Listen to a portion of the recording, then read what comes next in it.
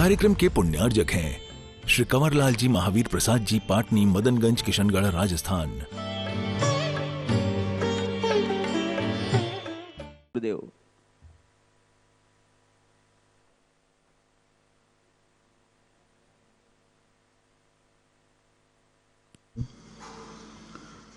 जय श्री ओम नमः सिद्धेभ्यः। जय श्री ओम नमः सिद्धेभ्यः।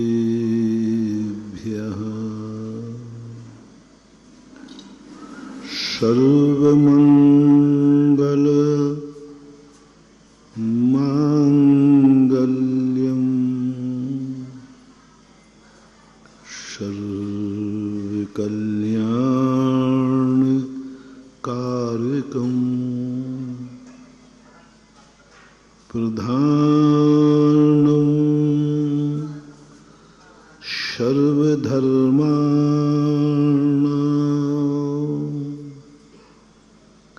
जैनम जयतु शासनम।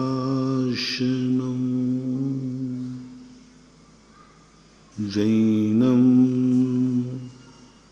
जयतु शासनम। पंच परमेष्टि भगवान की जय।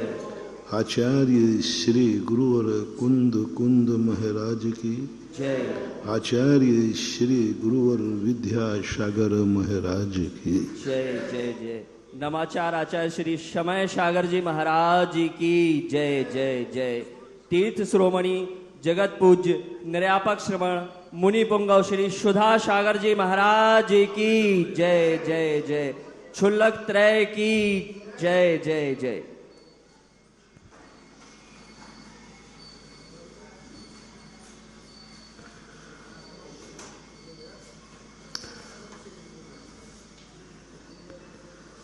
एक पुराने भजन की एक पंक्ति है, लेना न देना मगन रहना। लेना न देना मगन रहना, ये समय सार का रूपांतरण है, जिसे हमारे आध्यात्म भाषा में कहते हैं ज्ञायक भाव। उसका और थोड़ा सा सरल करें तो साक्षी भाव। ना हमें किसी से कुछ चाहिए है, ना हमें किसी से कुछ लेना है। ना मैं हूं ना पर है, बस है। मैं शब्द लगाओगे, मैं हूं, तो तुम्हें पर का भी विकल्प आएगा। मैं हूं इसका अर्थ पर नहीं है। अस्थि को यदि हम ध्यान करेंगे तो नास्ति का ध्यान करना ही पड़ेगा। इसलिए अध्यात्म ग्रंथों में अस्थि का ध्यान नहीं करते, सत का ध्यान करते हैं। अस्थि शाश्वत कूटस्थ होती है और सत जो होता है वो उत्पाद व्यय ध्रुव से युक्त होता है। अस्थि में उत्पाद व्यय ध्रुव नहीं होता। अस्थि गुण है बस, उसमें कोई परिवर्तन नहीं। लेकिन सत का जो लक्षण है वो बड़ा विचित्र है। इसलिए वस्तु का स्वभाव अस्थि नहीं है, वस्तु का स्वभाव सत है। अस्थि से वस्तु को नहीं पहचाना जाता, सत से पहचाना जाता है। सत द्रव्य लक्षणों, अस्थि द्रव्य लक्षण कह देते नहीं। अस्थि के पीछे नास्ति लगी है, और अस्थि के पीछे जब नास्ति लगी है तो यूं मानना चाहिए धनवान के साथ डाकू लगा है। मीठे के साथ चींटी लगी है, जेब वाले के साथ जेबकट लगा है। आनंद नास्ती में है ही नहीं, वो नास्ती लगी है। जहां जहां अस्थि है वहां वहां नास्ती है। जहां जहां मैं हूं वहां वहां पर भी है। यदि पर नहीं होता तो मैं भी नहीं। ये मेरा है, इसका अर्थ है कुछ ना कुछ तेरा भी है, नहीं तो मेरा शब्द लगाने की जरूरत नहीं। एक ही मकान हो नगर में तो कोई नहीं कहेगा मेरा मकान है, बस मकान है, दूसरा है ही। बहुत बड़ा उज्ज्वल कुंदकुंद स्वामी ने समय सार एक ऐसी निधि दे दी है हम मुमुक्षुओं के लिए, हम साधु संतों के लिए, कि यदि समय सार का स्थिति बन जाती है तो इतना व्यक्ति के आनंद की स्थिति बन जाती है, अभाव में भी अभाव की अनुभूति नहीं होती। ऐसा नहीं लगता समय सार पढ़ने के बाद कि हमारे पास कुछ नहीं है। शराबी की और समय सार पढ़ने वालों की दोनों की दशा एक सी होती है। बहुत घटिया उदाहरण दे रहा हूं, लेकिन करें क्या, दोनों की कुछ लक्षण एक से ही मिलते हैं। हमारे मूलाचार में साधु को सांप के समान रहना चाहिए। बताओ कहाँ साधु कहाँ सांप। उदाहरण दिया, जैसे सांप अपना बिल नहीं बनाता, इसलिए साधु भी अपना रहने का मकान न बनाए। शून्यागार विमोचतः, जो घर सूना पड़ा है, किसी के कब्जे में नहीं है, सार्वजनिक है, उस स्थान पर रह जाओ। शून्यागार की परिभाषा बनाई, जिस मकान का, जिस आवास का, जिस गुफा का कोई स्वामी नहीं है, शून्य है, उसको अपना आवास बना। सांप भी यही करता है। सांप कभी बामी बनाता नहीं, बामी तो दीमक बनाते हैं और नागराज जाके बैठ जाता है। तो साधु को अहिवत कहा। आहार लें तो कैसा लें? भ्रमरवत। बताओ कहाँ साधु और कहाँ भौरा। भ्रमर की उपमा दे दी, भ्रमर के समान लें।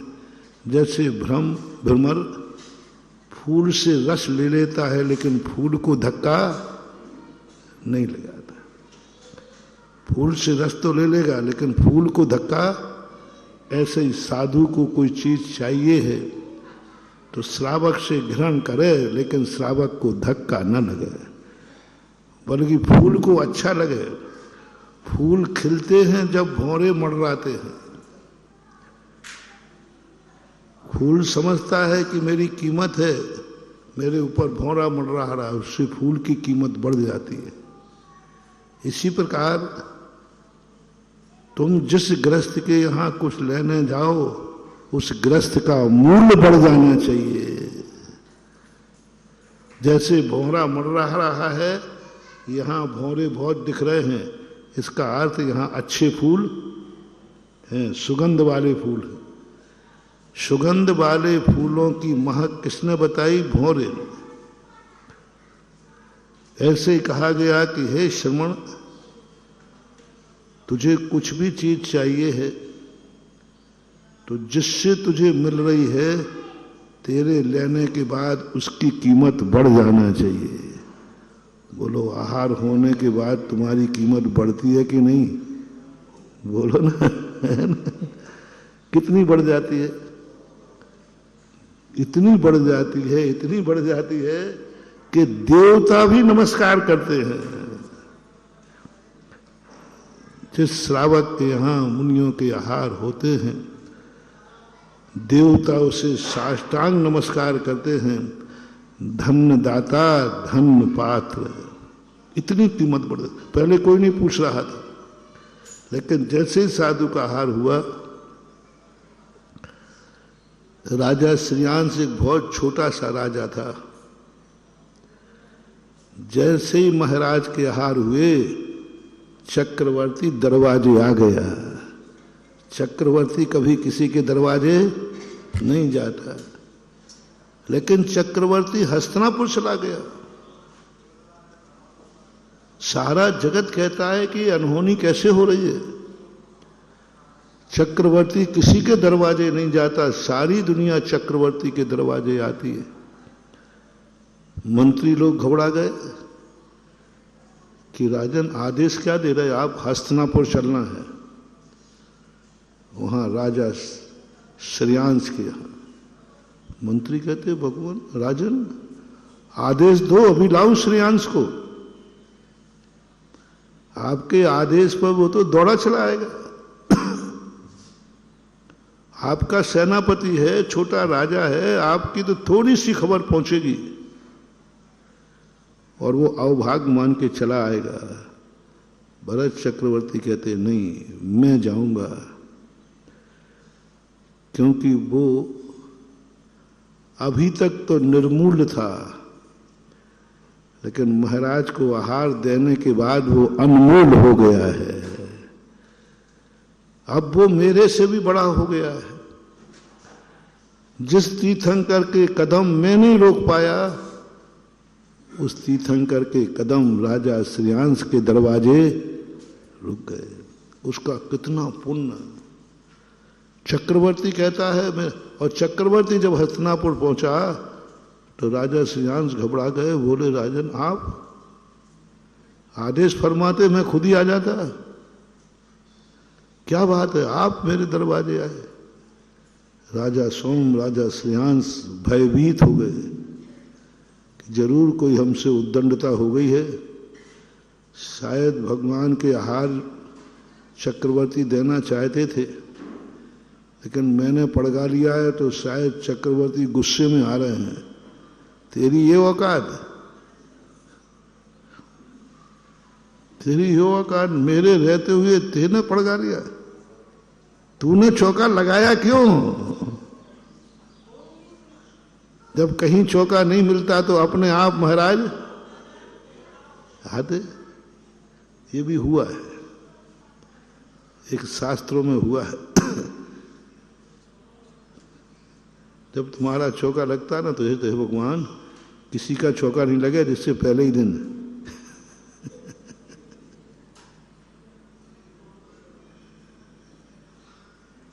ऐसा एक शास्त्रों में कहानी आती कि एक राजा ने, मुनि भक्त था कट्टर, एक महाराज मासोपवासी थे, तो उसने कहा मासोपवासी हैं तो इनका आहार तो मेरे यहाँ पार ना होना चाहिए, अब कैसे संभव है।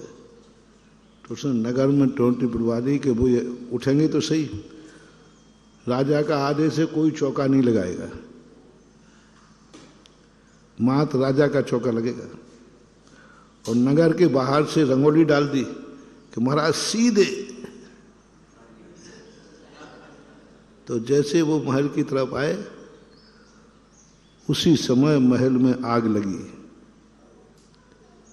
और चौका नगर में था ही नहीं।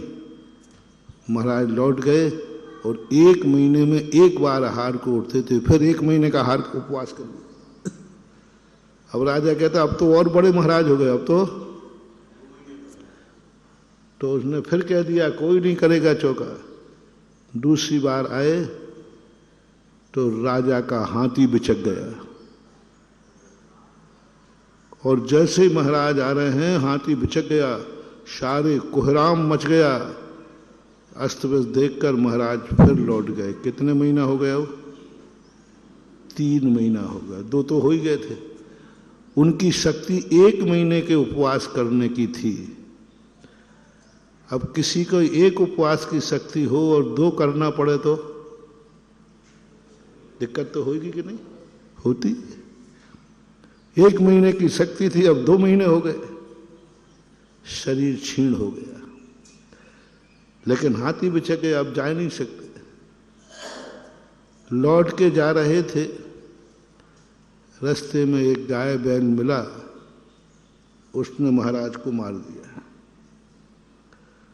मार करके महाराज गिर गए, क्योंकि अब शक्ति तो उनकी रही नहीं थी। गिरते ही एक श्रावक वहाँ जो लकड़हारे होते ना, बकरी चराने वाले, वो महाराज की हालत देखकर बोला, देखो कैसा राजा दुष्ट है, स्वयं की किस्मत में हार देना नहीं लिखा और दूसरों को भी नहीं देने दे रहा है, दूसरों को भी नहीं देने दे रहा और स्वयं को तो उसका है ही नहीं। ये शब्द महाराज के कान में पड़े। अच्छा, राजा दूसरों को चौके नहीं लगने दे रहा है। बस उसी समय महाराज के मन में विकल्प आ गया, ये तो दुष्ट राजा है, दूसरों को मना कर रहा है कि मेरे यहां आहार हो जाए, महाराज मेरे यहां आवे, इतना चाह रहा है, किसी के यहां नहीं जावे। ये विकल्प आया ही है और महाराज के प्राण निकल गए, मरण को प्राप्त। अब उसने, राजा ने चाहा था कि नहीं, देश था कि राग था कि महाराज हमारे लिए मिलना चाहिए, हमारे यहाँ आहार होना चाहिए। उसका परिणाम ये निकला कि राजा दोनों मरण करके कालांतर में जाकर के राजा के यहाँ, वो राजा मर के राजा हुआ और वो जीव जो मुनिराज का जीव था वो मरकर उसी राजा के यहाँ बेटा हुआ। राजा मर करके सैनिक राजा हुआ और वो जीव घूम घाम करके, क्योंकि मरते समय उसने संकल्प किया था, ये मुझे चाहे तो रहा है लेकिन कितना दुष्ट है, मुझे खाने भी नहीं दे रहा है, चाह रहा है इसलिए बेटा हो गया। इतना चाहता था उस बेटे को। राजा सैनिक उस बेटे को इतना चाहता था, क्योंकि मुनि अवस्था में चाहा था ना। कितना चाहत होगी जब सब चौके बंद करा दे, नहीं महाराज का हार मैं दूंगा। कितना राग था, उस राग के कारण से वह मुनिराज उसके यहाँ बेटा हुए। और राजा सनक का इतना राग था कि वह उसको हमेशा गोदी में लेके बैठता था। राजगद्दी पे बैठे तो गोदी में लेके बैठे। उसको एक दिन बिस्कुटी हो गई, बिस्कुटी जानते यहाँ नाखून के पास होती, नौघेरा। अब वो नौघेरे में क्या है, जलन होती बहुत, दहकता है। तो ये रोता था। अब वो जीव इसको रोते देख नहीं सकता था, तो उसके अंगूठे को मुंह में दबे रहता था, सड़ा हुआ पीप भरा हुआ अंगूठा मुंह में रखे रहता था, जिससे इसको थोड़ी साता बनी रहे। इतना चाहने वाला सैनिक, जैसे वो बेटा बड़ा हुआ, राजा सैनिक अपने पिता को जेल में डाल दिया। महारानी चेलना माँ थी उसकी। उसने कहा, बेटा क्यों जेल में डाल दिया तुमने इसको? पिताजी, क्या कहा? तेरे पिताजी तुझे बहुत चाहते। बोले, माँ पता नहीं क्यों मुझे इनको देख के गुस्सा आता है। मुझे इनको देख करके राजा कुणिक भी रो रहा है। मैंने इतने चाहने वाले पिता को जेल में क्यों डाल दिया? लेकिन वो कहता, माँ पता नहीं मुझे गुस्सा आता है, गुस्सा आता है, इसलिए मैंने इनको जेल में डाल दिया। गलती क्या है? पिताजी ने कुछ गड़बड़ किया? कुछ तुझे नहीं, कुछ नहीं किया, बस गुस्सा आता है। अनजाने व्यक्ति को देखकर कभी गुस्सा आवे, समझ लेना चाहिए पूर्व भाव का कोई बैर सामने आ रहा है। महारानी चेलना बहुत परेशान, लेकिन क्या करे, राजा लड़का बड़ा हो गया, उसने राजगद्दी छीन ली, अपने हाथ में ले ली। अंत में एक दिन राजा को सुनाता है, राजा को सुनाने का भाव करता है कि देख तेरे पिताजी तुझे कितना चाहते हैं। उसको भरी हुई अंगूठी की बिस्कुटी का कहानी सुनाई तो कुणक कहता, माँ मुझे पिताजी इतना चाहते हैं? बोले हाँ बेटा। अब बस जो कर्म का उदय था उसकी स्थिति खत्म हो गई। तो कुणक कहता, मैंने गलती की पिताजी को बंदी करके। तो उसने मंत्रियों से नहीं कहा, स्वयं हथौड़ा लेकर के जेल की तरफ दौड़ा कि ताला खोलने की भी देरी नहीं, मैं ताला तोड़ करके पिताजी को बाहर निकालूंगा। ये तो अच्छे भाव से गया। उधर राजा सैनिक जेल के सींचे में से देखते हैं कि मेरा बेटा हथौड़ा लेकर के दौड़ता हुआ चला आ रहा है। इसका अर्थ है कि अभी ये बंदी बनाने से संतुष्ट नहीं हुआ, ये मुझे मारेगा, हथौड़े से मारेगा। हथौड़ा ले रहा है, दौड़ता हुआ आ रहा है, नियम से मारेगा। राजा सैनिक के मन में भाव आया कि बेटे के हाथ की अपेक्षा, मरने की अपेक्षा मैं स्वयं मर जाऊं, इसकी अपेक्षा मैं स्वयं मर जाऊं बेटे की, क्योंकि बेटे को हत्या का दोष लगेगा। मैं बेटे को इतना चाहता हूं कि वो मारेगा जरूर मुझे, हत्यारा होगा, जनता उसकी निंदा करेगी, उसको जेल मिलेगा, कहानी क्या होगा। और मैं अपने बेटे को इतना अत्याचार नहीं होने दूंगा, वो न मार पाए उसके पहले ही मैं मर जाता हूं। तो उन्होंने अपना सिर किवाड़ में वो बल्लम लगे रहते ना, बल्लम, उस पर मार करके हत्या कर ली, आत्महत्या। कुणक आया, पिताजी ये क्या किया, क्या किया? बोले क्या किया? मैं तुम्हें मारने नहीं आ रहा था पिताजी, लेकिन हो जाता है कई बार। ऐसे ही राजा श्रेयांश को हो गया, चक्रवर्ती क्यों आ रहा है मेरे दरवाजे? लगता है कि हमसे कोई गलती हो गई। ऐसा एक रामायण में भी प्रसंग आता है। राम और लक्ष्मण को जब वनवास होता है, उस समय भरत घर में नहीं थे, ननिहाल गए थे। भरत की ननिहाल कश्मीर में थी। क्या कहीं कहाँ थी? पंजाब देश की, कश्मीर की थी क्या कहीं। तो ननिहाल गए हुए थे। बाद में जब आए तब सारा राज्य पता चला। तो भरत भैया को लौटाने के लिए जाते हैं, ठाट बाट के साथ। भैया ऐसे नहीं आएंगे, हम खुद जाएंगे, ठाट बाट के साथ, दल बल के साथ। उन्होंने तो अच्छे के लिए किया।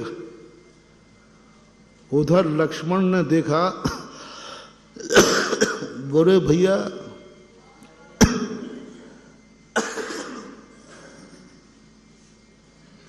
नागिन का बेटा भी सपोला निकला। मां ने तो देश निकाला, लेकिन अब वो उसी का बेटा है। इसने सोचा 12 वर्ष के बाद, 14 वर्ष के बाद फिर उपद्रव होंगे, इसलिए इस समय राम लक्ष्मण अकेले हैं, सेना को लेकर ये आक्रमण करने आया है। ये भरत क्या समझता है? भैया आदेश दो, मैं उन्हीं समय भरत को निपटा के आता हूं। मैंने तो पहले ही कहा था कि उस कैकई को निपटाने न दो। अब तो नहीं मानूंगा, आप मना भी करोगे तो भी। भरत की इतनी हिम्मत कि वो सेना लेकर मुझे मारने आ रहा है, भैया को मारने आ रहा है। रामचंद्र जी ने देखो, महान तो महान ही होते हैं, वे दोनों पक्षों पे सोचते हैं। लक्ष्मण, यदि भरत लड़ने नहीं आ रहा हो सकता है मिलने आ रहा हो तो। बोले भैया आप चुप रहो, आप अपने जैसे सबको मानते हो, आप अपने जैसे सबको मानते हो, दुनिया ऐसी नहीं है। लक्ष्मण रामचंद्र जी कहते, बिना विचारे, बिना समझे हुए किसी का नाश करना ठीक नहीं है। किसी का नाश करना ठीक नहीं, समझो, सोचो। रामचंद्र जी उस प्रसंग में एक कथा सुनाते हैं। इसमें क्या समझना, देखो वो अयोध्या की ध्वजा है कि नहीं, देखो सेना चल रही है कि नहीं, बहुत आगे पूरी दल बल के साथ हैं, और राजा जब सेना के साथ जा रहा है तो नियम से युद्ध होनी, वो तो संकेत ही है, अपने इसमें क्या विचार करना। नहीं, पहले पता करो, पहले मालूम करो कि बात क्या है। देखो कई बार ऐसा होता है, एक तोता था, राजा जंगल में प्यासा था, और प्यासा जंगल में होने के कारण उसको पानी नहीं मिल रहा था।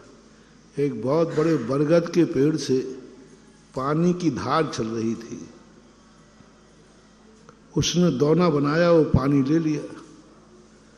एक तोता बैठा देख रहा था, उसने कहा कि अब ये मरेगा। तो तोता ने जैसे उसने दोना भरा, पीना चाहा, तोता ने आके गिरा दिया। राजा कहता ये दुष्ट है, मुझे पीने, द्वारा भरा तो द्वारा तोते ने गिरा दिया। तीसरी बार में तोता के लिए वो डंडा लेके बैठा, आए तू देखता हूं, वो दोना भर लिया, और तीसरी बार डंडा लेके बैठा। लेकिन तोता ने सोच लिया था मैं मरूं तो मरूं, राजा को मरने नहीं दूंगा, ये पानी पीने नहीं दूंगा। फिर गिरा दिया, लेकिन राजा ने उसको मार दिया। फिर राजा के मन में भाव आया कि अभी एक तोता आया, दूसरा आ जाएगा, जहां से ये पानी निकल रहा है पेड़ में वहीं चलते। वहां जाके देखा तो एक अजगर सो रहा था, उसके मुंह का पानी टपक रहा था, और वहां जो पानी था उसमें वो घुल रहा था। तो पानी क्या हो गया, वो जहरीला। राजा देखकर भयभीत हुआ, अरे ये तो मर जाता मैं। ओहो, तोता तो मेरा उपकार कर रहा था, मैंने इसको मार दिया। क्योंकि तोते को मालूम था कि वहां जहरीला है, राजा को नहीं पीने दे। लेकिन अब पछताए होत क्या, चिड़ियां चुग गई खेत। जिंदगी में इससे हमें ये शिक्षा लेना चाहिए कि कोई भी किसी को नुकसान पहुंचाने के पहले उसके अभिप्राय को समझना चाहिए, अच्छी तरह समझ लेना चाहिए। बाहर की क्रियाएं देख करके किसी के संबंध में कोई निर्णय नहीं करना। कई बार बाहर से लोग बहुत गंदे होते हैं, गंदा बोलते हैं, मुंह बढ़िया होते हैं, लेकिन वे दिल के साफ होते हैं। अक्सर कर अपन ने देखा होगा, जो मुंह फट होते ना, सांची कहते जो कहना है वे हृदय से बहुत साफ होते हैं। और ये जो गूंगा होते हैं, गूंगे, ये अजगर होते, अजगर, इनके कहते ना भैया, वो उसके पेट में दांत हैं, अजगर अजगर सीधा। ये जितने गूंगे, मैंने परीक्षा भी की, जितने कम बोलते ना गूंगे, कुछ भी का बोलते नहीं है, चिंता मत करना, ये निष्कसाई नहीं है,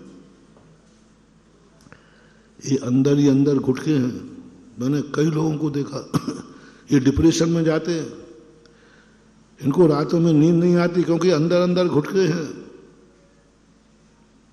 और जो सीधा बढ़िया है बोल देता है, उससे ज्यादा खतरा है। वो तो जो आया सो कह दिया। गूंगा आदमी बहुत खतरनाक है।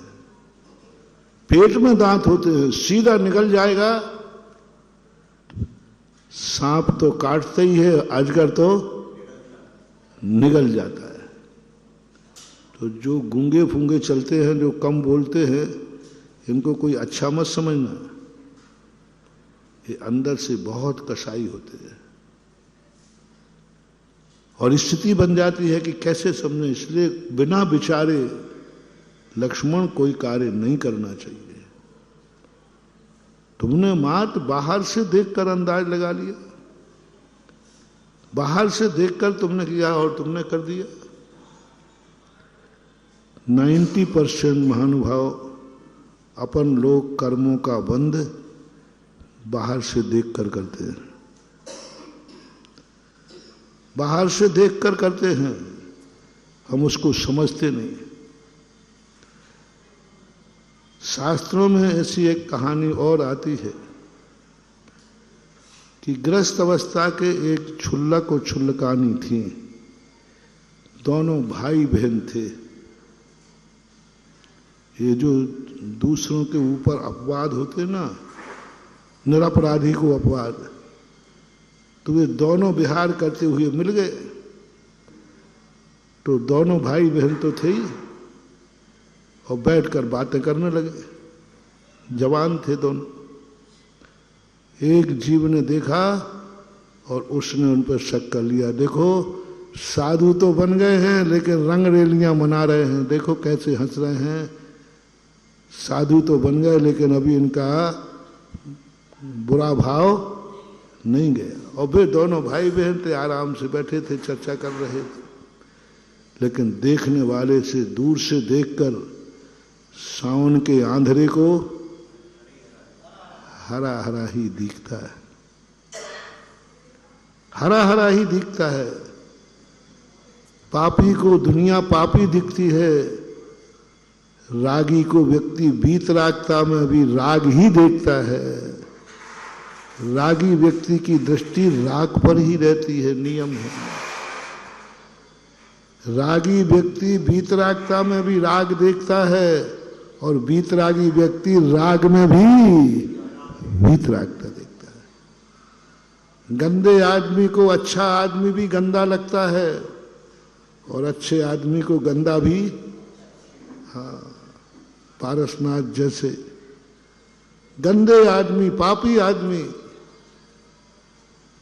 वो भी अच्छे लगते हैं और गंदे आदमी को बहुत अच्छे आदमी भी गंदे लगते हैं। ये घटना सुनकर उस समय ऐसा कर्म का बंध हुआ और उसने जाकर गांव में डिंडोरा पीट दिया। देखा एक छुल्लक छुल्लकानी है, काय के साधु हैं, ऐसे हैं। सारी जनता आके घेर लिया और घेरते ही क्या बात है, तुम लोग क्या कर रहे हैं? पूरा पता किया, अरे ये तो फलाने देश के राजकुमार और राजकुमारी हैं, इन दोनों ने छुल्लिका छुल्लक व्रत लिए हैं, भाई बहन हैं। भागे सब और कर्म का बंध तो हो गया। बाद में जाकर के उसी कारण से शुद्ध होकर के भी लोगों ने उंगली उठा दी। जैन दर्शन के अनुसार बिल्कुल शुद्ध थी, कोई दोष नहीं था, फिर भी लोगों ने अपवाद क्यों कर दिया? निर्दोष थी सीता, निर्दोष थी सती, निर्दोष थी महिला, सब कुछ नहीं था, फिर भी लोगों ने उंगली उठाई। वर्तमान में कोई भी घटना घटे, समझ लेना इसके पीछे कोई अतीत की कहानी। अब उस समय की कहानी, वो भी निर्दोष थे, तूने विकल्प किया। तुम भी निर्दोष हो, दुनिया विकल्प कर रही है। लोग कहते हम तो निर्दोष हैं महाराज, फिर भी लोग कह रहे तो तुमने भी तो निर्दोष के लिए। इसलिए कभी भी कोई चीज विचार हो, ऐसी घटना आज भी घटती हैं, हमेशा से घटती आई।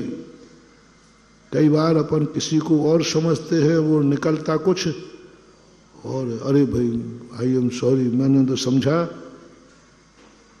बिना विचारे कोई काम नहीं, बिना विचारे घृणा नहीं, बिना विचारे दोषारोपण नहीं, बिना विचारे किसी को बुरा नहीं कहना, चाहे भली वो बुरा कार्य क्यों ना कर रहा हो सकता है वह बुरा कार्य मजबूरी में कर रहा हो, दबाव में कर रहा हो, किसी के कहने पे कर रहा हो, मजबूरी में पड़ी हो, प्राण बचाने के लिए कर रहा हो, किसी ने कह दिया तू ये काम करेगा, नहीं करेगा तो मैं तुझे मार डालूंगा, तो शायद अब क्या करे, जब बचेगा तो करना ही पड़ेगा। कह दिया नमोकार मन पे पैर रख, नहीं तो मार डालेंगे। तो मजबूरी को भी देखना चाहिए, कैसे ढंग की स्थिति बनती है। तब लक्ष्मण से कहा रामचंद्र जी ने, विचार करो लक्ष्मण, पहले पता करो, पता करो। अरे आएगा तो भरत एकदम धोखे से आक्रमण नहीं करेगा, वो ललकारेगा ललकारेगा, अपन तैयार हो जाएंगे। लक्ष्मण कहता भैया कैकई का छोकरा है, वो अपन को संभलने का मौका ही नहीं देगा। बाद में जब भरत पास में आ गया तो क्या हुआ, भरत मिलाप हुआ, जमीन में पड़ गया। रामचंद्र जी लक्ष्मण को कहते देख ले, तू लड़ने जा रहा था, तू मारने जा रहा था, कुछ अनहोनी हो जाती तो। लक्ष्मण छोटे थे, भरत बड़ा था। प्रथम राम थे, द्वितीय भरत, तृतीय लक्ष्मण और चतुर्थ शत्रुघ्न। तो लक्ष्मण ने फिर क्षमा मांगी। तो भरत क्या कहता है, अरे भैया लक्ष्मण तू पागल है, मार क्यों नहीं दिया मुझे, मैं इसी लायक था। जब बताया लक्ष्मण ने कि भैया अरे भरत मैंने तुम्हारे प्रति ऐसे भाव किए, तुम्हें सेना लेके आ गए, तो भरत ने घृणा नहीं की, बोले लक्ष्मण तूने मार क्यों नहीं दिया, मैं तेरे हाथ से मरने लायक ही था, क्योंकि मेरे माँ ने ऐसा अपराध किया है मेरे प्रति कि मैं जिंदा रहने लायक नहीं हूं। तू मार देता तो भी मैं बहुत भाग्यशाली मानता। बिना विचारे जो करे सो पीछे पछताए। विचारना चाहिए, सोचना चाहिए।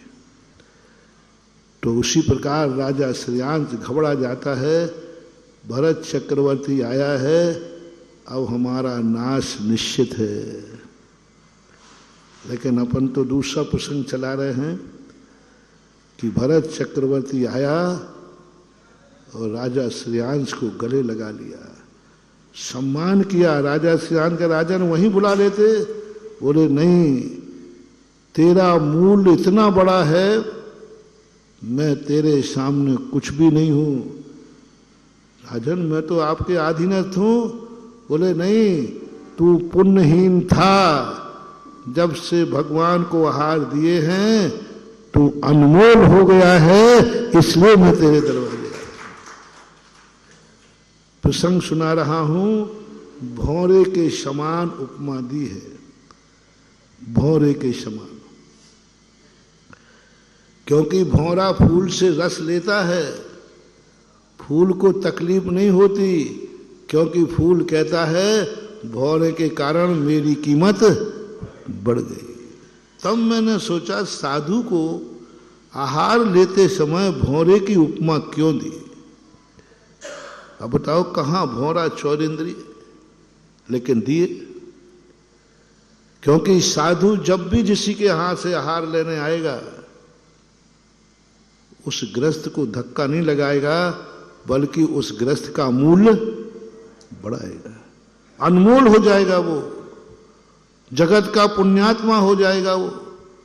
अरे ये वो पुण्यात्मा है जहां महाराज के आहार हुए।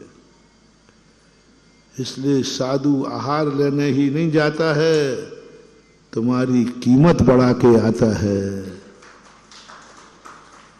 जितना तुमने दिया उतनी कीमत बढ़ गई। किसी व्यक्ति ने कहा, बोले महाराज जी मैंने अपनी कॉलोनी काट रहा था,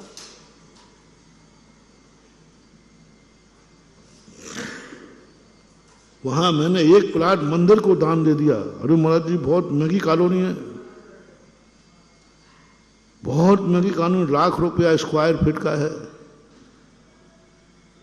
लेकिन मैंने देखो महाराज जी मंदिर में निकाल दिया, आज वो 2-3 करोड़ का प्लाट है। आज कौन दान देता है इतनी महंगा? मैंने कहा अच्छा, पहले मैं बुद्धू बन जाता था, अब नहीं बनता। मैंने कि भैया इतना और बता दे, मंदिर बनाने के बाद तेरे प्लाट की कीमत कितनी हो जाएगी? महाराज जी हिसाब लगाना भी आपको आता है क्या? मैंने कि हिसाब नहीं लगाऊं तो तुम लेंगे से बुद्धू तो हमें। मैंने कि बोल कितना बढ़ जाएगा? 2 करोड़ का प्लाट दान में दिया है, और जैसे ही भगवान का मंदिर बनेगा आप लोग बताओ ना कितना बढ़ जाएगा? 1.5 लाख मान लो कि 2 लाख मान लो, दूना हो जाएगा कि डेढ़ा? महाराज दूना क्या, वो तो फिर अब बोलो तू बता पूरी जमीन में कितने कमाएगा? 50 करोड़ रुपया तेरी वृद्धि हो गई। भगवान का मंदिर बनाकर तूने एहसान नहीं किया है, मंदिर बना करके तूने करोड़ों रुपए का अपना माल बढ़ाया। ऐसा होता है या नहीं? होता ही है। दान देने वाला, धर्म करने वाला, भगवान को जो थोड़ा भी दान दे रहा है वो दान नहीं दे रहा है बंधु, वो कई गुना कमा रहा है। कल या परसों हमने कहा था ना, धर्म इन्वेस्टर बन के करना, दान को कभी खर्च में नहीं डालना, दान को क्या करना? इन्वेस्ट। इन्वेस्ट किसे बोलते हैं? चलो अभी डाल देते हैं, बाद में दान को इन्वेस्टर बन करके करना। ये खर्च में नहीं डालना, ये कई गुना लेके आएगा। जैसे एक मंदिर को प्लाट दे दिया 2 करोड़ का, 20 करोड़ उसकी कीमत बढ़ गई, 20 करोड़ बढ़ गई, 90% बढ़ गया। ऐसे ही दिया हुआ दान घटता नहीं है। हम सोचते हैं कि हम मंदिर को दान देकर भगवान का मूल्य बढ़ा रहे हैं, नहीं, तू खुद अपना मूल्य बढ़ा रहा है। किसी भी चीज में धर्म देखो, हमने धर्म धारण किया, यदि मैं धर्म धारण नहीं करता तो धर्म को कौन पूछता? बताओ। हम भगवान से कहें भगवान देखो हम मुनि बन गया तो आपका धर्म चल गया, नहीं तो इस धर्म को कोई पूछने वाला? भगवान कहते बेटा हाँ सही बात है, तू मुनि नहीं बनता तो मेरा धर्म कैसे चलता? बस इतना और बता दे तू, ये मुनि व्रत धारण करने के बाद तेरी इज्जत कितनी बढ़ गई है? बोलो ना। हम भगवान को एहसान थोप रहे कि मैंने धर्म धारण करके, मैंने नियम लेकर के, मैंने व्रत लेकर के कितना बड़ा काम किया है। भगवान मैं धर्मात्मा हूं, सच पूछो तो तुम्हारे धर्म धारण करने से धर्म की कितनी इज्जत बढ़ी है, और धर्म धारण करने से तुम्हारी इज्जत कितनी बढ़ी है, इतना बता दो। सोचो हमसे, मैं खुद सोच रहा हूं। मेरे कारण से धर्म की इज्जत बढ़ी है कि धर्म के कारण मेरी इज्जत बढ़ी है? बोलो कितनी इज्जत बढ़ गई? कौन पूछ रहा था? 84 लाख योनि में पड़ा था, संसार में राग देश में पड़ा था। जैसे ही महाव्रत लिए जगत पूज्य बन गया, परमेष्टि परम ज्योति विरागो विमलाकृति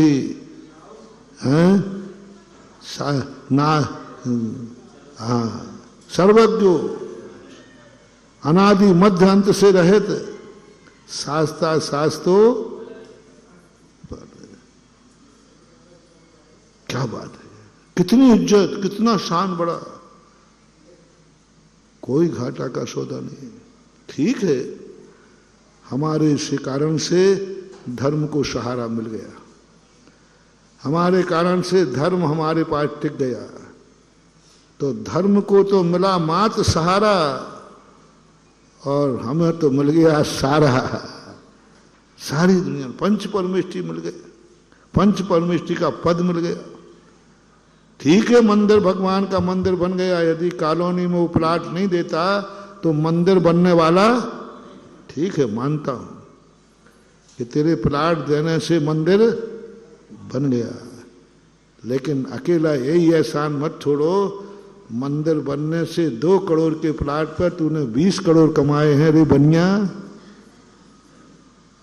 हाँ, तेरे दान देने से बहोरी बंद का मंदिर बन जाएगा, पक्का है। तू नहीं देगा तो बनने वाला, लेकिन इसके बनाने के बाद जो तेरी इज्जत होगी, जो तू कमाएगा, जा करके क्या फल लिखा है धर्म रत्नाकर में, यही बात को खोला है। तूने भगवान का मंदिर बनाया, काय का बनाया? पत्थर का। काय का बनाया? आरसीसी का। अरे महाराज जी, इतना पैसा कौन लगाता है आज के समय पर? देखो पूरा मंदिर हमने बना दिया। हाँ, पूरा मंदिर नहीं बनाया, पाषाण का मंदिर बना करके तूने रत्नों के विमान का इंतजाम कर लिया है। जो भगवान को आवास दान देते हैं वे नियम से स्वर्गों में विमान पे उत्पन्न होते हैं, नियम से विमान में उत्पन्न होते। विमान रत्नमय होता है। मंदिर 100 फुट का बनाया, विमान तो हजारों किलोमीटरों का होता है। जैसे तुमने मंदिर के कॉलोनी में प्लाट बना करके रेट बढ़ा लिए, वो तो तुमने कहा नहीं, ऐसा ही अपन ने मंदिर, आप लोगों ने मंदिर बना करके जब विमान मिलेगा रत्नमयी, आवास दान देता है मन भगवान का कम नहीं है, सीधा वैमानिक देवों का लक्षण है। वैमानिक देवों का संतशाला बनाता है तो नियम से उससे राजमहल की स्थिति बनती है। आवास दान दिया मुनियों के लिए तो वो नियम से मरण करके उस समय आयु बंद कर ले तो राजमहल में जन्मेगा। बिना बनाए बसियत में राजमहल मिलेगा। और यदि धर्मशाला बनाई है तो यात्रियों के लिए, तो आपको नियम से मरोगे उस समय ऐसे परिणाम से, तो उस समय किसी सेठ के यहां जन्म लोगे, हवेली में, हवेली मिलेगी, क्योंकि तुमने धर्मशाला बनाई थी। धर्मशाला में कमरा बनाया था, संतशाला बनाई थी तो महल बना, मंदिर बनाया तो विमान मिला, और पशु पक्षियों को गौशाला बनाई तो हवेली नहीं मिलेगी, फ्लैट मिलेगा, फ्लैट, फ्लैट मिलेगा। क्योंकि तुमने गायों की रक्षा की, गायों को शेड बनाया, इसलिए तुम्हारे उस बाप के जन्मोगे जिसके यहां खुद का मकान होगा, खुद का मकान होगा, क्योंकि आपने उनको रहने का स्थान दिया।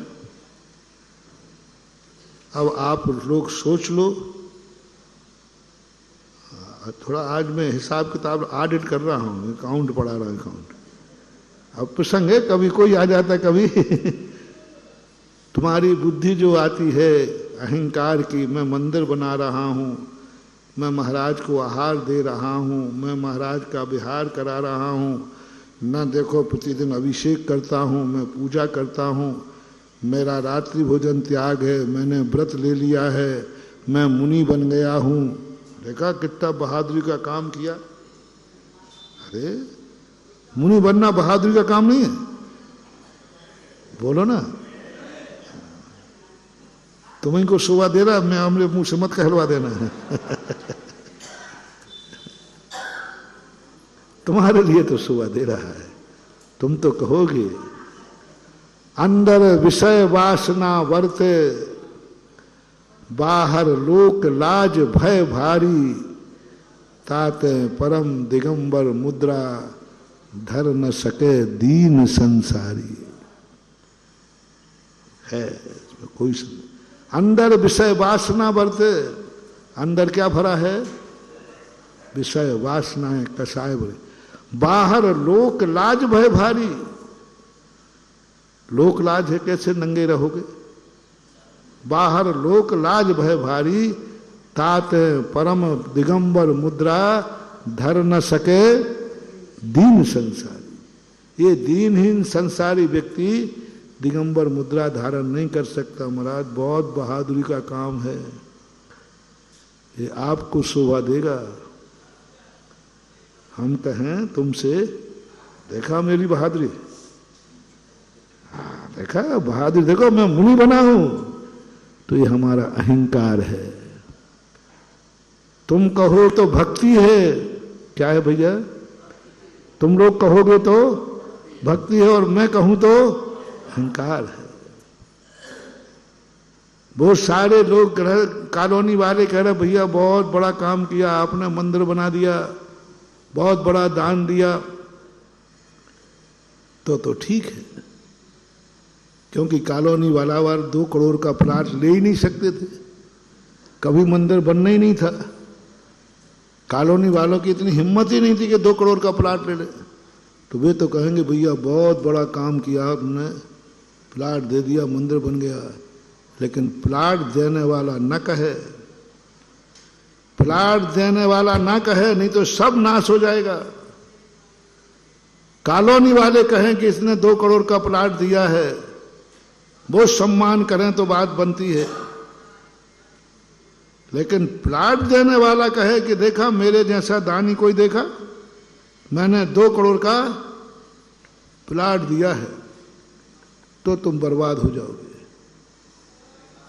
ऐसे व्यक्ति के लिए मैं ऑडिट कर रहा हूं, जिसने 2 करोड़ का प्लाट देकर दुनिया में कह रहा है मैंने 2 करोड़ का प्लाट दिया, 2 करोड़ का प्लाट दिया। उसके लिए मैं हिसाब दे रहा हूं, ये पकड़ 2 करोड़ 18 करोड़ वापस दे। क्योंकि मंदिर के कारण कॉलोनी का रेट कितना बढ़ गया? 20 करोड़ हो गए। नहीं महानुभाव, नहीं, हमेशा यही कहना भगवान मैंने कोई दान नहीं दिया है, मैंने तो आपके बहाने 18 करोड़ कमाया है। मैंने दान दिया ही नहीं, मैंने तो इन्वेस्ट किया है, 2 करोड़ लगाए 18 करोड़ मिल गए। काय का दान हुआ? 2 करोड़ का प्लाट दिया और रेट कितने हो गए? 20 करोड़ के, तो 18 करोड़ किया है। भैया मैंने कोई दान नहीं दिया, मैंने तो प्लाट दे करके 18 करोड़ कमाए हैं। बोलो सही क्या है कि नहीं? काय का दान दिया और अहंकार कर रहे हो। मेरा पाटिये पे नाम क्यों नहीं लिखा? मेरा नाम लिखो, 2 करोड़ का प्लाट दिया है, अब मैं तेरी कॉलोनी पे नाम लिखाता हूं 18 करोड़ का। भगवान तो बोलेंगे नहीं, लेकिन भगवान का पिए तो मैं ही हूं, मैं तो बोल सकता हूं। 18 करोड़ रुपया तुमने कमाए हैं, क्या 2 करोड़ के दान को भूल सकते हो? क्या 2 करोड़ के दान का एहसान मान सकते हो? क्या कहोगे आकर के मैं इस मंदिर का बहुत एहसानबद्ध हूं, हे भगवान मैं आपका बहुत एहसान हूं, आपका ऋणी हूं कि आपके कारण से मैंने 18 करोड़ कमाए हैं। जिसके निमित्त से कोई 18 करोड़ कमावे तो बोलो उसका एहसान मानना चाहिए या नहीं? तो 2 करोड़ दान देने वाले को किसका एहसान मानना है? समाज का, भगवान का, दान का नहीं। मैं इस मंदिर का बहुत ऋणी रहूंगा, इस मंदिर की बदौलत है कि मैंने 18 करोड़ कमाए हैं। कॉलोनी वाले कुछ भी कहें, तुम्हारी नीति बता रहा हूं। ऐसा ही मंदिर में दान देते समय कभी भाव नहीं करना मेरी बदौलत मंदिर बन रहा है, मैं दान दे रहा हूं, मैं मंदिर बना रहा हूं। नहीं महानुभाव, इन्वेस्ट कर रहे हो। भगवान तुम्हारे ऋणी नहीं है, तुम भगवान के ऋणी हो। तुमने मंदिर बनाकर भगवान पर एहसान नहीं किया है। भगवान का मंदिर बनकर के उस मंदिर ने तुम्हारे ऊपर एहसान किया है। तुमने पत्थर का मंदिर बनाया और तुम्हें रत्नों का विमान मिल गया। 100 फुट का मंदिर बनाया, हजारों फुट का बन गया, वही 18 करोड़ वाला। जब वो देवता बनता है तब उस मंदिर में जो बना के गया था ना, उसका एहसान मानता है। आज मैं ना मंदिर बनाता ना मुझे विमान मिलता। इस मंदिर का मैं एहसानबद्ध हूं, मंदिर का मैं ऋणी हूं कि मैंने छोटा मंदिर बनाया, बदले में मुझे विमान मिला। मैंने एक छोटी सी संतशाला बनाई थी, मुझे महल मिल गया। अवध ज्ञान होगा तो करो। इसलिए मेरा सिद्धांत थोड़ा अलग है। मैं कभी अपने भक्तों से मंदिर नहीं बनवाता। अपन भी बढ़िया आदमी हैं। जैसे उस कॉलोनी वाले ने मंदिर नहीं बनाया, अपनी कॉलोनी की कीमत बढ़ाई। इसी प्रकार हम भी और आप भी भगवान का मंदिर नहीं बनवाना भक्तों से। भगवान का मंदिर इसलिए बनाना कि हमें विमान चाहिए है। कैसे भेजूं स्वर्ग में, कैसे भेजूं तुम्हें विमानों में। मेरा मानना है कि मेरा हर भक्त या तो मोक्षवासी हो या स्वर्गवासी हो, नरकवासी ना हो, त्रियंचवासी ना हो। कोई भाव बुरा हो तो बता देना भैया। नहीं तुमको महाराज जी आप कौन होते हैं हमारी भावना में, तो नरक ही जाना है इसलिए पूछ ले। इसलिए मैंने भगत कहा, मैंने सबके लिए नहीं कहा। मैं सदा कहता हूं भैया, जिनको मेरे प्रवचन बुरे लगते हों कृपया करके वो प्रवचन ना सुने, क्योंकि मैं आपको सुना ही नहीं रहा हूं। आप क्यों सुन रहे हो? कह लो महाराज जी आप ये गलत बोले, आप ये ठीक नहीं बोले, आपको ऐसा नहीं बोलना चाहिए। मैंने कि तूने सुना क्यों? सबसे पहले तो गलती तेरी है, क्योंकि मैंने तुझे सुनाया ही नहीं था। मैंने तो अपने भक्तों को सुनाया था। जिनको गाली भी आशीर्वाद लगती है, जिनको थप्पड़ भी आशीर्वाद लगता है। मैं तो स्पष्ट कहता हूं भैया, सारे जगत से मेरा कहना है, वकील लोग सुनो, डॉक्टर लोग सुनो, इंजीनियर सब सुनो, मेरा प्रवचन भक्तों के लिए है। तो महाराज फिर ये आप भक्तों को सुनाइए जो पंडाल में बैठे हैं, ये आप ये चैनल क्यों लगाए हुए हैं? भाई चैनल भी इसलिए लगाना पड़े क्योंकि कुछ भक्त यहां तक नहीं आ पाते तो उन तक भेजते हैं। कुछ भक्त यहां तक नहीं आ पाते, उनको भेजते। तुम क्यों सुन रहे हो? हाँ, हमारा प्रवचन आते ही आपका टीवी अपने आप ऑन हो जाता हो। महाराज जी करें क्या? वो आपका प्रवचन आते ही सारे टीवी अपने आप चल जाते, उनमें बटन ही नहीं लगता। यदि ये अतिशय हो तो बता दो भैया। अरे भाषा स्वभाव परिणाम गुण प्रयोज्य। हाँ, भक्तामन आया, हे भगवान आप जब बोलते हो ना तो अपने आप सबको भाषाओं में सुनाई पड़ता है। यदि ये चमत्कार हो तो मुझे कुछ सूचना दो भाई, कि मैं यहां बोलते ही सारे टीवी के सारे चैनल बंद, मात सुधा सागर चैनल चालू। तो वो जितनी देर हम प्रवचन करते उस समय टीवी में कुछ आएगा ही नहीं। चालू करो या नहीं करो वो तो अपने आप चालू हो जाता है, अपने आप चालू हो जाते। तो जरूर मैं सावधानी से बोलूंगा, फिर मैं बहुत सावधानी से बोलूंगा, क्योंकि सबको डिस्टर्ब हो रहा होगा, क्योंकि चैनल सब अपने आप चालू है। बोलो थोड़ा बता दो, मैं इतना अतिशयकारी हूं क्या? मेरे इतने अतिशय हैं क्या? थोड़ा मैं इतना अतिशय जिस दिन हो जाएगा मैं अपनी पीठ स्वयं ठोक लूंगा। नहीं है, अभी नहीं है। एक व्यक्ति ने सिगरेट पीता था, उन्होंने कहा महाराज ये सिगरेट मैं छोड़ना चाहता हूं, छूटती नहीं है, छूटती नहीं है वो। मैं खूब प्रयास करता हूं छोड़ना, मतलब छूट नहीं रहे, मैं खूब आप छुड़ा दीजिए। मैंने कहा तू एक नियम ले ले, तू सिगरेट खरीदने कभी दुकान पर मत जाना। नियम ले ले कि मैं दुकान पे सिगरेट नहीं खरीदूंगा। महाराज नहीं खरीदूंगा, कोई खरीद के दे देगा तो खरीद के यदि कोई दे देवे तो कोई उंगली करे तो उंगली यूं नहीं करना, यूं किए रहना है, यहां बीच में लगा दो। कोई रखेगा भी, उंगलियां कैसी किए रहना, यूं किए रहना। कोई यहां लगे, कई बार कोई चिपका देगा तो, और कोई मुंह में देगा, कोई तेरे मुंह में सिगरेट ओंठों में दबाए, तू क्या कर लेना, उसके बावजूद भी धुआं अंदर चला जाए, कर लेना। और श्वास बाहर अंदर को, ये तो तेरे हाथ में है कि नहीं? बोलो भैया, सिगरेट के धुएं को अंदर खींचना ये सिगरेट के हाथ में है या दूसरे के हाथ में या स्वयं के हाथ में? बस सिगरेट का धुआं अंदर मत खींचना। ये मुंह तेरा है, मुंह खोल के रखना। हाथ तेरा है, उंगलियां यूं करके रखना। पैसा तेरा है, तू खोलने लेने मत जाना।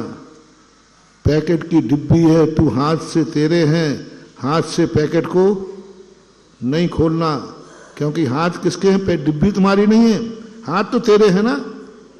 मैं कोई डिब्बी नहीं खोलूंगा। बहाने बनाते, छूट नहीं रहा है, हम छोड़ना नहीं चाहते। ऐसी दुनिया में कोई चीज नहीं है, हम पकड़ के बैठे हैं, कोई भी हमें पकड़े नहीं बैठा है। हमें इस ढंग से डिसीजन करना है, डिस्कशन करना है कि भगवान मैंने कोई दान नहीं दिया, कोई एहसान नहीं है आपका, मैंने अपने विमान का इंतजाम किया, मैंने इन्वेस्ट किया है। इसलिए लोगों ने कई बार कहते हैं ना मेरे से, महाराज जी बताओ आप कितने मंदिर बनवाओगे?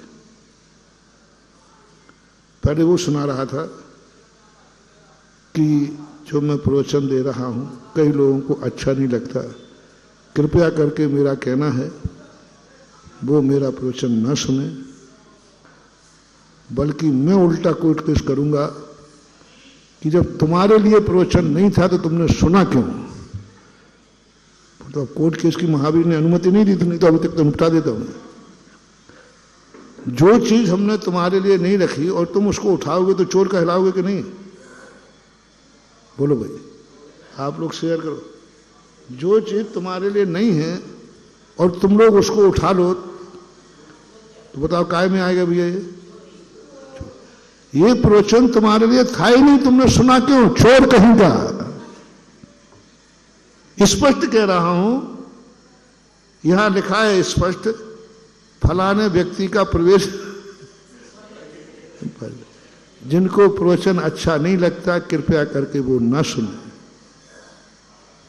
वो टीवी को चालू ना करें, मोबाइल चालू ना करें। स्पष्ट मेरा कहना है, मेरा प्रवचन उनके लिए है जिनको मैं थप्पड़ भी मारूं तो आशीर्वाद समझें, कभी लात भी मार दूं तो चरण रस समझें। कभी लात भी मार दूं तो वो समझें कि लात नहीं मारी है, ये गुरु कृपा हुई है। बोले गुरु कृपा हुई, महाराज ने लात मारी? बोले तू जानता नहीं है, गुरु सबसे ज्यादा मुझे ही चाहते हैं। बोले तुझे कहां चाहते, लात मारी है? बोले पागल है तू, दुनिया तो इन चरणों तक आती है, मैं प्यारा था तो ये चरण मेरे पास आया है। सोच देख ली कैसे फलते हैं गुरुओं के आशीर्वाद, कैसे होती हैं सिद्धियां, कैसे बनते हैं एकलव्य।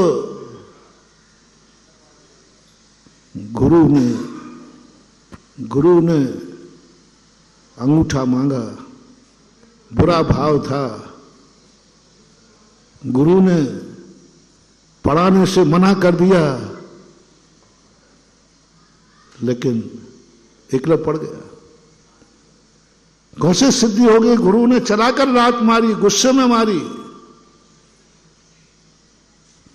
रिपीट कर रहा हूं, उन्होंने क्रोध में मारी, चला के मारी, बुरे भाव से मारी, लेकिन शिष्य क्या कह रहा है? नहीं, मारी नहीं है, ये चरणों तक दुनिया आती है, मैं थोड़ा विशेष था ना महाराज का, इन चरणों को दुनिया छूती है, मैं विशेष था ना, तो इन चरणों ने मुझे छू लिया है। चमत्कार। सुनो रे सुनो, वो भक्त कहता है, दुनिया इन चरणों को छूती है और मुझे चरण ने छू लिया है।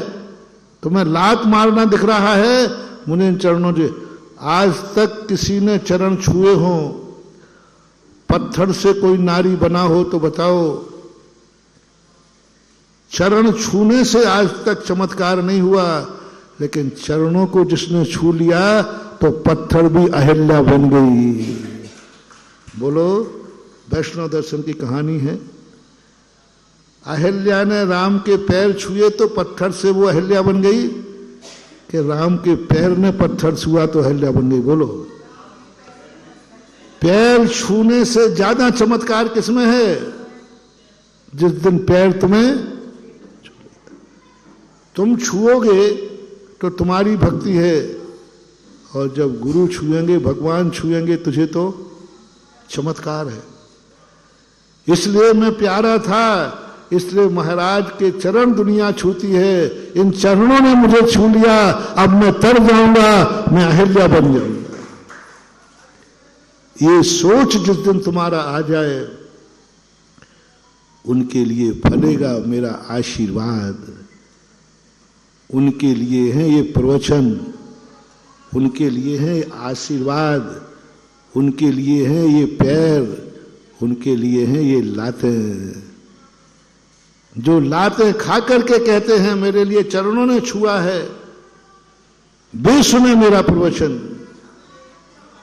और जिनको कृपया करके बुरा लगता है कि महाराज के प्रवचन अच्छे नहीं हैं, ठीक नहीं हैं, बहुत कठोर बोलते हैं, गड़बड़ बोलते हैं, उनसे मेरा फिर पुनः निवेदन है, नम्र निवेदन है कि प्रवचन ना सुने।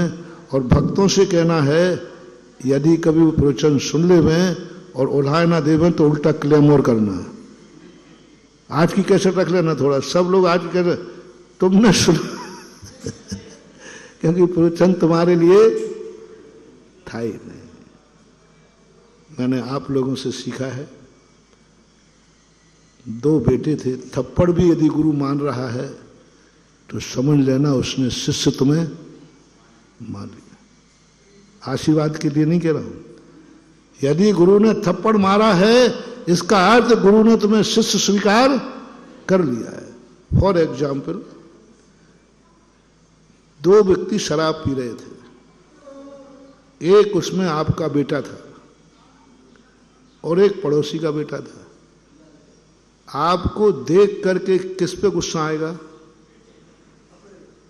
दादाजी आप बताओ, हैं? थप्पड़ किस पे मारोगे? 2 पी रहे हैं, पड़ोसी का भी पी रहा था, वो भी पी रहा था, तुमने देख लिया उसमें एक तुम्हारा बेटा था, तो सबसे पहला हाथ किस पे उठेगा? पर तो मैं भी तो तुम्हारा बाप ही हूं रे। यदि आशीर्वाद के स्थान पर थप्पड़ उठा है, इसका अर्थ है कि गुरु ने हमें अपना मान लिया है, अन्यथा थप्पड़ उठता नहीं। पड़ोसी पर नहीं उठा, देखा तक नहीं तुमने, वो भी पी रहा था, वो भी पी रहा था, तुम्हें गुस्सा ही नहीं आया? देख, अरे पी रहा होगा, क्या करना, देना देना क्या है, पी रहा होगा, क्या लेना देना है हमें, पी रहा होगा। ना तो तुम्हें गुस्सा आया, ना तुमने थप्पड़ दिया, यूं देखा और चल गए। लेकिन बेटा को देखते ही गाड़ी रोकी, आंखें लाल हो गईं और हाथ उठ गया। हाथ ही नहीं, बता दो, अब तुम भी बता दो क्या क्या उठेगा। लात भी उठ जाए तो कोई बड़ी बात, और लात में पैरों में और क्या होता है वो बता दो ना, है ना? जूता भी उठ जाए तो कोई बड़ी बात। ये जूता उठना, लात उठना, थप्पड़ उठना किसका प्रतीक है? बोलो, जल्दी बोलो, किसका प्रतीक है? यानी उन्होंने तुम्हें बेटा मान लिया है, बेटा मान लिया है। कैसे जाने बेटा मान लिया है? बोले शराब पीते देखकर जूते मार रहा है ना। ओहो,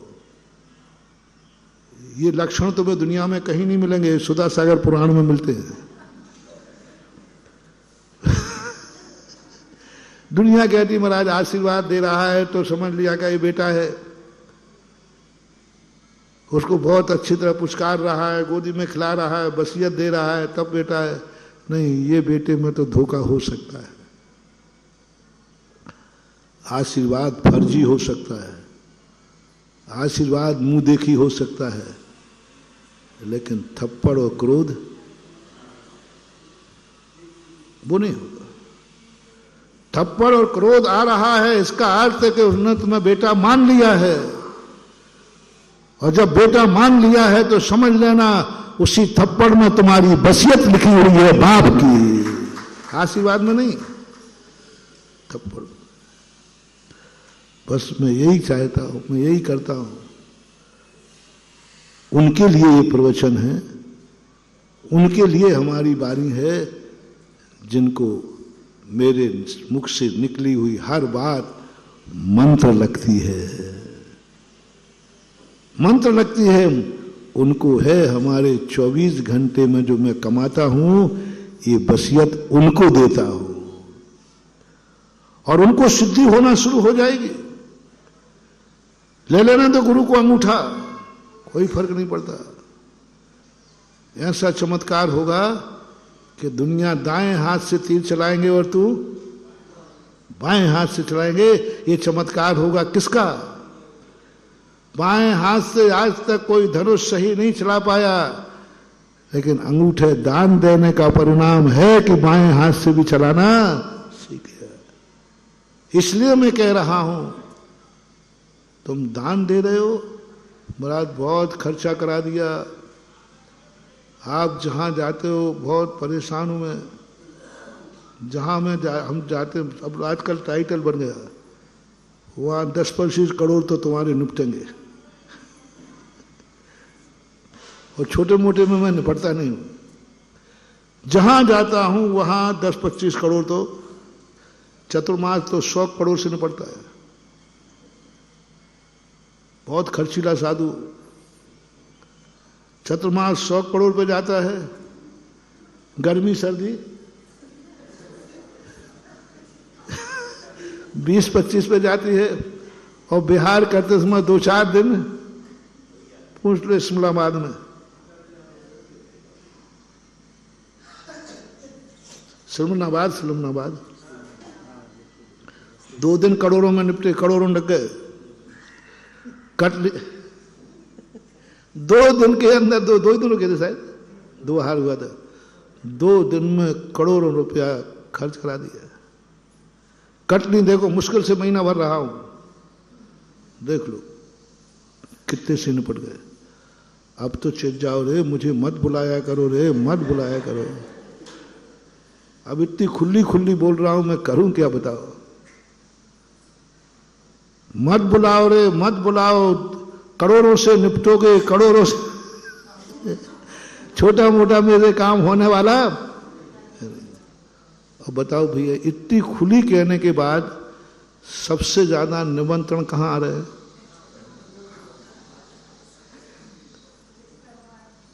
हर व्यक्ति चाह रहा है, बता दो, मुझे बता दो कौन नहीं चाह रहा है? खतौला वाले नहीं चाह रहे? देख ले, वहां गए तो वहां करोड़ों से निपटेगा। मतलब आप तो चलो तो सही, गौशलपुर वाले बुला रहे कि नहीं? अब फोकट में काम होगा क्या वहां? मेरे कमांडर में से निकलेगा क्या? निकलेगा तो तुम्हारे जेब में ही से ना। तो क्यों खर्च कर रहे हो रे? मत बुलाओ, अच्छे साधु को बुलाओ, सस्ते साधु को बुलाओ, जिसका कोई खर्च नहीं होगा। कमंडल में पानी भरो और आहार कराओ, तुम भी घर बैठो, बाल बच्चे पालो, वे मंदिर में माला फेरे। तुम दुकान में माल गिनो, वो मंदिर में माला फेरे। ऐसे को गिना, बुलाओ, हमें मत बुलाओ, नहीं तो वहां तुम दिन भर में गिन गिन करके तिजोरी भरो और शादी, और यहां आते बस बोल दे रहे बस। क्यों बुलाते हो तुम? मैंने एक बार एक व्यक्ति से कहा, मैंने कि देख तू मेरा कितनी विरोध करना, कुछ नहीं होने वाला। तुझे परेशानी क्या है? उसने कहा महाराज जी परेशानी ये है, मैं वहां 4 महीने रह के आ गया, कुछ नहीं कर पाया, और आपने वही काम 8 दिन में कर दिया। हमारी बेइज्जती हुई कि नहीं? बस ये तकलीफ है। आप जहां जाते हो वहीं सफलता, वहीं काम हो जाते, ठाट बाट से हो जाते हैं। बस ये तकलीफ हमें है। और 90% जितने हमारे विरोधी हैं, चाहे वो गृहस्थ हों, चाहे पंडित हों, चाहे साधु हों, चाहे कोई हों, आचार्य श्री की भी यही हालत है। आचार्य श्री और हम लोगों के विरोधी यदि दुनिया में कोई हैं तो वो ही हैं, हमारी सफलता के कारण ही उनका विरोध है। बल्ब जल रहे हैं, कैसे इनको डाउन करें, कैसे इनको डाउन करें। राजस्थान में जब मैं गया तो बड़े साधु विरोध, मैंने की बात क्या है भैया, मैं तो किसी को जानते नहीं, हम यहां वर्षों से आचार्य बन के रह रहे हैं, तो मेरी ये तू नहीं बोला, तू सामान्य मुनि होकर के तू बोल रहा है। अरे बन गई भैया, क्या करूं, आचार्य बड़े बड़े बने हुए थे तो भी नहीं कर पाए, और तुम मुनि बन करके कर रहे हो। जलन नहीं होगी तो क्या होगा? तो उन्होंने कहा महाराज जी सबसे बड़ी परेशानी ये है। एक महाराज थे, बहुत सीधे महाराज थे, वो विरोध बहुत करते थे। मैंने उनसे पूछा महाराज जी देखो मैं परेशान हूं, तुम नहीं, मैं परेशान हूं कि मैं किसी का कुछ नहीं बिगाड़ रहा हूं, मैं किसी से कुछ बोलता नहीं हूं, मैं किसी को बिगाड़ता नहीं हूं, किसी की नकल करता नहीं हूं। दुनिया में कौन साधु क्या कर रहा हमें कुछ लेना देना नहीं है, फिर भी मेरा विरोध हो रहा है। तो मुझे बता दो मेरे में गलती क्या है, गलती क्या है? 1 किलो स्कूल में 60 बच्चे थे, 60 बच्चे होने पर लोग सुसाइड करने जा रहा थे। उसने कहा दूसरे को फोन और कर लूं, तो उसको फोन किया तो वो कह रहा मैं भी यही प्लान बना रहा हूं। बोले अभी प्लान मत बना, यहां आके मिल पहले अपन। तीसरे को फोन हुआ, पूरी क्लास में 59 बच्चे फेल थे। अब 59 बच्चों की टी पार्टी हुई, बोले पास कौन है? बोले फलाना चंद पास है। अपन चंद के स्थान पर लगा दो, फलाना सागर पास है। वो पास है, 59 लोगों ने मिलकर के उसका बहिष्कार किया। तू पास हुआ क्यों? समाज से सबसे मिलकर नहीं चल सकता था? तेरे कारण मेरी बेइज्जती हो रही। यदि तू भी फेल हो जाता तो घर में कह देते साफ पेपर आउट ऑफ कोर्स। बच्चों को क्या बहाना मिल जाता, साफ पेपर आउट ऑफ कोर्स आया, पढ़ा ही नहीं गया, वो कोर्स में आया, देख लीजिए कोई पास नहीं हुआ। अब किसी से कहते हैं आउट ऑफ कोर्स था तो वो पास क्यों हो गया, वो पास क्यों हुआ?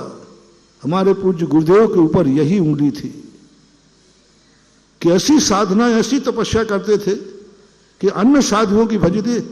भाई पंचम काल है, हीन संगनन है, तो लोग क्या कहते थे? हीन संगनन तो आचार्य विद्यासागर कौन से काल के हैं? बेबी, जब हीन संगनन में वो बिना कूलर पंखे के रह सकते हैं तो तुम क्यों नहीं? उनके कारण बेइज्जती हो रही उनकी। और आचार्य से भी पंखा ले लेते तो हाँ ये ठीक है, अच्छी मैचिंग कर, कम से कम समाज को लेके साथ चलो। बहिष्कार होता है। 59 लोगों ने मिलकर बहिष्कार इसलिए किया कि ये पास क्यों हुआ है। 90% लोगों का विषय। तो उन्होंने कहा महाराज जी अब बताओ आप पे काबू कैसे पाया जाए। अब मैंने कहा भाई तूने पूछा ही है तो मैं भी ताजश्री से कम नहीं हूं। अर्जुन ने क्या पूछा ताश्री से कि आपके प्राण कैसे ले जाते हो? अब ताश्री ने खुद ही बताना पड़ा। मैंने कि मैं बताऊं? सुनो रे सारे विरोधियों, सुनो, सुधा सागर को ऐसे काबू नहीं कर पाओगे, कुछ भी नहीं। यहां तो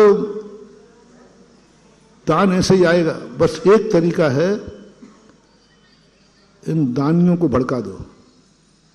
मुझे तो भड़का नहीं पाओगे, इन दानियों को भड़का दो।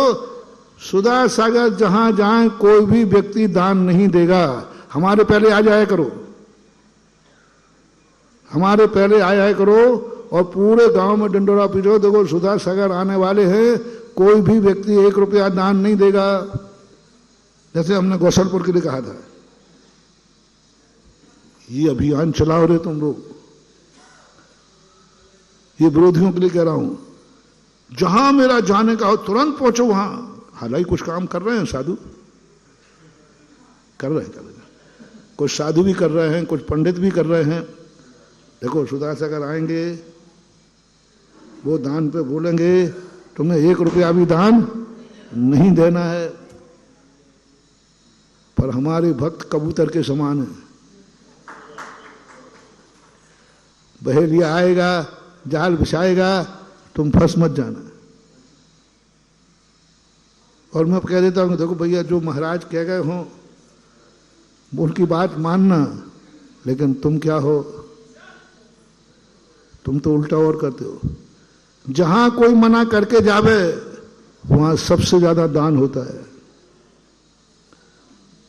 सांगानेर के अंदर जब मूर्तियां निकली, अभी 2017 में कब निकली थी समन याद नहीं है, तो एक दक्षिण वाले साधु ने विरोध किया, बड़ा आचार्य था, कोई भी नहीं जाएगा वहां पर। इतना ज्यादा विरोध किया, इतना ज्यादा विरोध किया,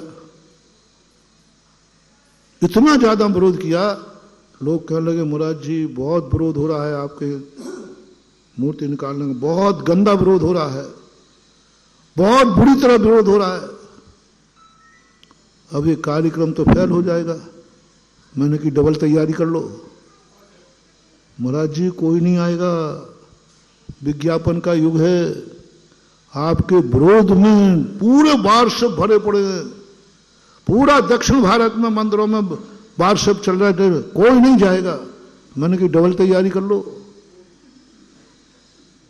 मैंने की डबल तैयारी कर लो, ये शुभ शगुन है। हमारे शगुन उल्टे सीधे होते ही है। मैंने 3-4 बार, शायद 3 बार मूर्ति निकाली, पूज्यवर देशभूषण महाराज जी ने भी निकाली, आज तक कभी उसमें दक्षिण के लोग नहीं आए। खूब प्रचार किया, 99 में तो हमने दक्षिण में खूब प्रचार कराया था। संस्थान कुछ बच्चे लोग थे, मैंने कि वहां पर पब्लिक नहीं आई, मेरे कहने पर भी नहीं आई। लेकिन इस बार चमत्कार हुआ, उस साधु ने इतना विरोध दक्षिण में किया, इतना विरोध किया कि दक्षिण भारत से 1 लाख व्यक्ति आए। 1 लाख, ये काउंटिंग है, ये काउंटिंग, बिना काउंटिंग वालों की गिनती नहीं कर रहा हूं। काउंट 1 लाख व्यक्ति से ऊपर लोग दर्शन करने आए। मैंने कि भैया कैसे पधारे, पिछली बार तो हमने तक बुलाया तो भी, इस बार कैसे आए? बोले महाराज आपके दुश्मन की बदौलत।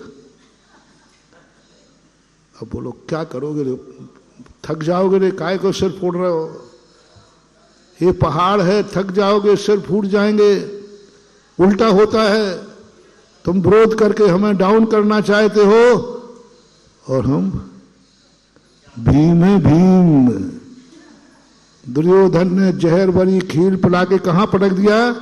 समुद्र में, और नीचे शेष नागों के पास पहुंच गया तो शेष नाग ने काटा। शेष नाग का काटा बचता नहीं, वैष्णव दर्शन की कथा है। भीम को भूखा तो रहता ही था, तो भीम को खीर खिला करके पटक दिया उसको, अब मर जाएगा ये। नीचे शेषनाग पहुंचो, शेषनाग ने काटा, जैसे ही काटा तो वो होश में आ गया, क्योंकि जहर ने जहर। तो शेषनाग कहते तू कौन है, मेरे काटने पर तो दुनिया मर जाती है, तू तो जिंदा हो गया। उसने कहा साहब ऐसी ऐसी बात है, मैं पांडु पुत्र हूँ, मेरा एक कौन सा भाई, चचेरा भाई जो भी हो, बड़े बाबा, उसने ऐसा ऐसा किया। तो शेषनाग को बड़ी दया आई, बोले भीम ये अमृत रखा है, एक कटोरे में 7 हाथी का बल है, अब जितने कटोरा पी जाए, तो खीर खा के प्यास तो लगी थी, पट्ठा 10 कटोरे पी गया। एक कटोरे में कितना था, तो 10 का कितना हुआ, अब लो। अब वो 70 हाथी का बल लेकर के जब बाहर आया, भीम कहता वैसे ही भारी था, और अब तो ये यदि इसको जहर पिला के समुद्र में नहीं पटकते तो अच्छा था, कम से कम भीम भीम ही था, अच्छा था भीम। दुर्योधन पता है, शकुनी मामा ने कहा दुर्योधन तूने गलती की, भांजे तूने गलती की, कम से कम उसको यहीं खेलने खाने देते तो कम से कम भीम भीम ही रहता। अब तूने जहर पिलाया, वो 70 हाथी का बल लेके और आ गया।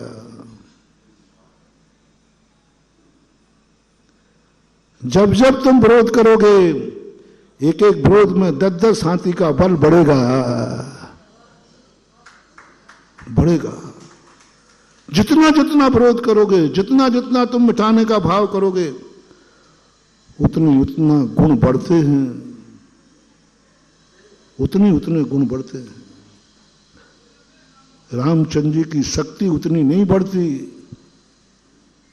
दुश्मनों ने बढ़ा दी। हीरो चमकता है स्वयं की दम पर नहीं, खलनायक की बल पर। तुम्हारी पिक्चर होती ना, कौन सा हीरो ज्यादा चर्चित होता है, खलनायक के बल पर। खलनायक जितना उसको दुख देता है, हीरो की चमक उतनी आती। आप लोगों से, मेरे भक्तों से कहना है, कभी नहीं डरना, अपने अंदर गुण रखना। क्या कहा हमारे पूज्य गुरुदेव सदा कहा करते थे, व्यवस्था की चिंता मत करना, दुनिया की चिंता मत करना, अपनी अवस्था सही रखना, व्यवस्थाएं अपने आप हो जाती हैं। अवस्था, अपना गुण रखना, अपना हृदय साफ रखना, अपने आप को मजबूत रखना। दुनिया जितना तुम्हें मिटाएगी, उतने हाथियों का बल तुम्हारे अंदर आएगा। मैं कहानी नहीं सुना रहा हूं, ये तो तुम्हें कहानी सुनाई है, मैंने खुद अनुभव किए हैं इन 45 सालों में। मैंने खुद अनुभव किए हैं। जब जब जहां जहां विरोध हुआ, वह कार्य उतना ही ज्यादा, इतनी ऊंचाई पर पहुंचा कि हमारी भी कल्पना नहीं थी कि हम इतने सफल, क्योंकि मेरी कुव्वत तो बहुत छोटी सी है, मैं बहुत छोटा सा साधु, बहुत ताकत भी कम है, मेरी साधना कम है, मेरा ज्ञान कम है, मेरी तपस्या कम है, मैं खुद छोटा सा, बहुत छोटा सा, इतना सा हूं। लेकिन मुझे इतनी ताकत कहां से आ गई, मैं खुद ताज्जुब में हूं। मेरे में इतनी ताकत कहां से आ गई, मेरे प्रवचन में ताकत कहां से आ गई, मेरे आशीर्वाद में ताकत कहां से आ गई। इतनी ताकत तो मेरे पास है ही नहीं। ये ताकत है उन दुर्योधनों की, जिनकी बदौलत हमें एक एक कटोरा पीने मिलता है। देखो, बुरा मत मानना रे भक्तों, भक्तों की बदौलत हमारे पास कोई ताकत नहीं है। तुम्हारी बदौलत हमें कोई ताकत नहीं। तुम्हारे भरोसे बैठे रहते तो हम भीमी बने रहते। लेकिन दुर्योधन की बदौलत है कि हमें कितने कटोरा, और एक कटोरे में कितना, और ये बल है। इससे मेरे प्रश्नों में, हमारे प्रश्न महत्वपूर्ण भक्तों ने कभी नहीं किए। दुश्मनों ने विरोध कर करके मेरे प्रवचन को इतना मूल्यवान बना दिया कि अब तो जो बोलता हूं, अब हमारे संबंध में एक प्रसिद्धि है, मैं नहीं पूछ रहा हूं, आप लोग कहते हो सही बोलता हूं कि महाराज आप जो बोल देते हो, आगे बोलो ना, मैं नहीं बोल रहा। मालूम ये अतिशय कहां से आया, मेरे पास इतनी साधना नहीं है, वाणी सिद्धि मेरे पास नहीं है भैया, नहीं है। मेरा ज्ञान बहुत छोटा सा है, बहुत छोटा सा ज्ञान है, बहुत छोटा। ये जो मेरी वाणी में ताकत आई है ना, उन विरोधियों की बदौलत आई है। इस कार्यक्रम के पुण्यार्जक थे श्री कंवरलाल जी महावीर प्रसाद जी, पाटनी, मदनगंज, किशनगढ़, राजस्थान।